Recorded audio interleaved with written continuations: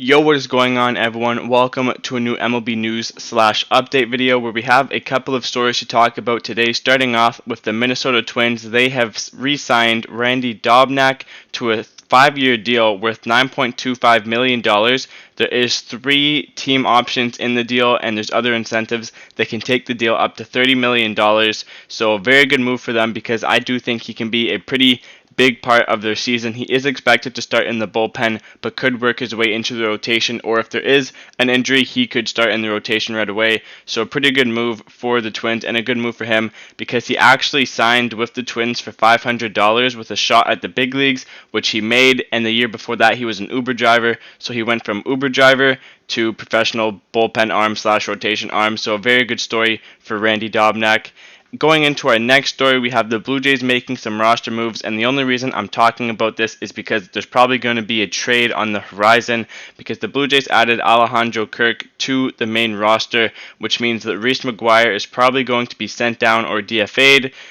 So this sort of shows that the Blue Jays want to put productivity above, better roster moves because they could have sent Kirk down to develop in the minor leagues a little bit more and used McGuire, but they chose to put more batting productivity because they have Jansen, who's a good defensive catcher, and McGuire's a good defensive catcher, but none of them are really hitting, so they want to get more productivity out of the catching spot. So good move for the Blue Jays. That probably means that McGuire is going to be DFA'd or traded soon.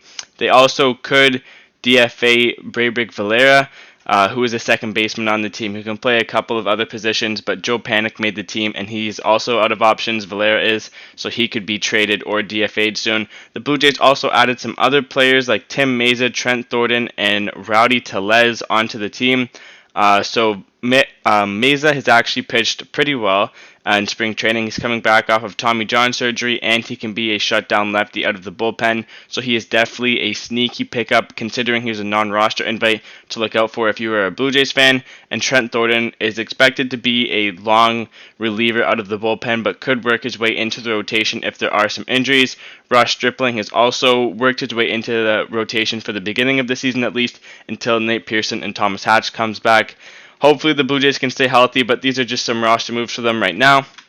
Going into our final story, we have the Seattle Mariners and Kyle Lewis. He has been injured. It's not a serious injury. It's a little knee injury, so he is expected to miss opening day. Hopefully it doesn't go on for much longer because Lewis is going to be a key part to the Mariners. Even with him gone, the Mariners have a lot of outfield depth and a lot of good prospects. They have Jared Kelenic and Julio Rodriguez, who are going to start the season in the minor leagues, but they'll probably be up in the next year or two, and those two are going to be really good players.